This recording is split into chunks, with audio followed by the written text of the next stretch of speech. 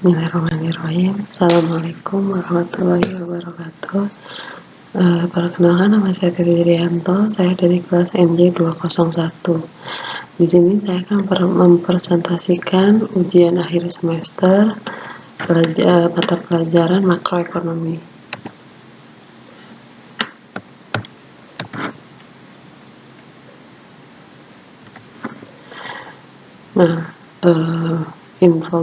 Saya di sini akan menjelaskan mengenai infografis perekonomian Indonesia pada bulan April 2021. Yang pertama itu menjelaskan kondisi PDB 2021, yang kedua adalah nilai kurs April 2021, dan yang ketiga adalah inflasi IHK 2021. Infografis perekonomian di Indonesia. Yang pertama saya akan menjelaskan secara singkat tentang pihak-pihak yang terlibat di dalam penentuan kebijakan ekonomi di Indonesia. Yang kedua adalah dampak penguatan atau pelemahan nilai kurs dan inflasi IHK dapat mempengaruhi PDB triwulan 1 2021, dan yang terakhir kondisi perekonomian makro Indonesia di tengah pandemi COVID-19. Ini PDB triwulan 1 2021 dari sisi pengeluaran. Nah, ini didukung oleh peningkatan permintaan dari negara mitra dagang khususnya Tiongkok dan Amerika. Nah, ini tumbuh secara positif dan mulai membaik didorong oleh perkembangan positif pada faktor eksternal dan perbaikan investasi dan meningkat sejalan dengan akselerasi stimulasi fiskal dalam bentuk belanja barang-barang modal dan bantuan sosial, dan masih terbatas seiring pembatasan mobilitas masyarakat yang telah berlanjut di sejumlah wilayah. Yang terakhir, ini meningkat tercermin dari kontraksi yang semakin berkurang dari kondisi triwulan sebelumnya. Nah, ini PDB.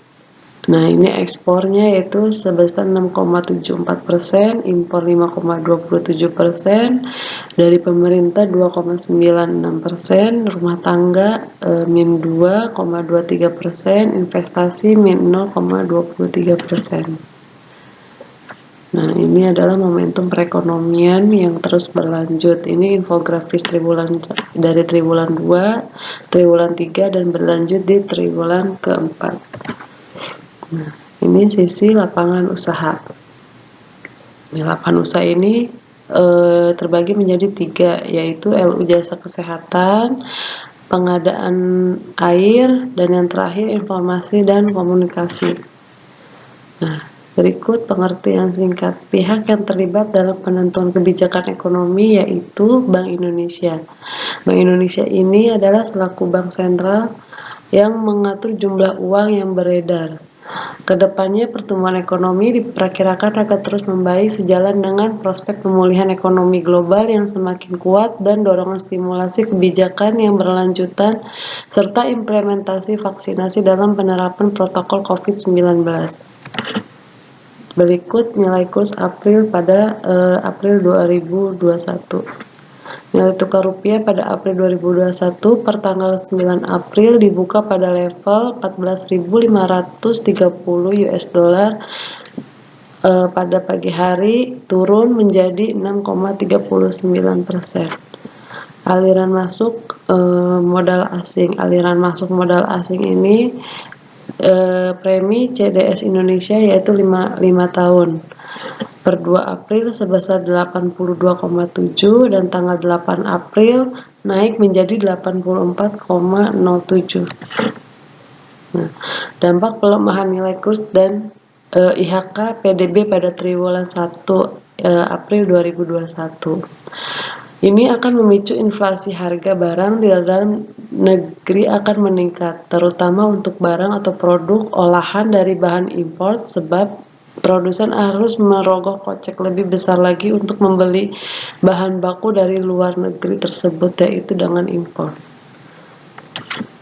Nah, inflasi berada di level terendah pada bulan April, yaitu contoh komoditas penyumbang inflasi. Contohnya yaitu daging ayam ras, jeruk, cabai merah, dan yang terakhir adalah minyak goreng. Komoditas utama ini penyumbang deflasi contohnya yaitu telur ayam, cabai rawit, kangkung, bawang merah, dan yang terakhir adalah beras. Inflasi IHK 2021.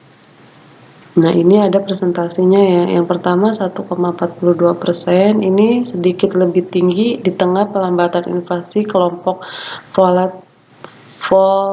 volatil food tahun 2021 dan terus menurun ke angka 1,37%, sedikit dari inflasi bulan yang lalu.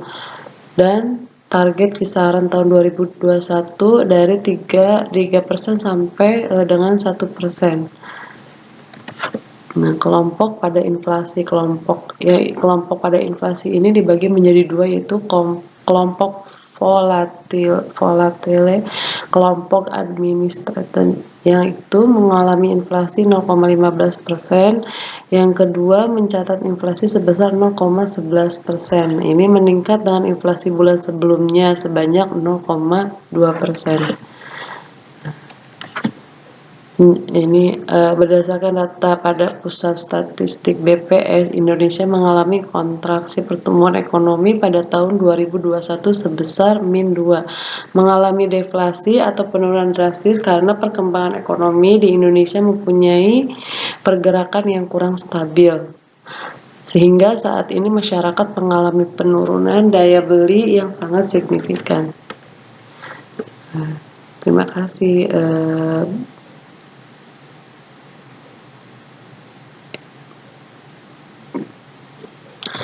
Sekian presentasi dari saya. Terima kasih. Wassalamualaikum warahmatullahi wabarakatuh.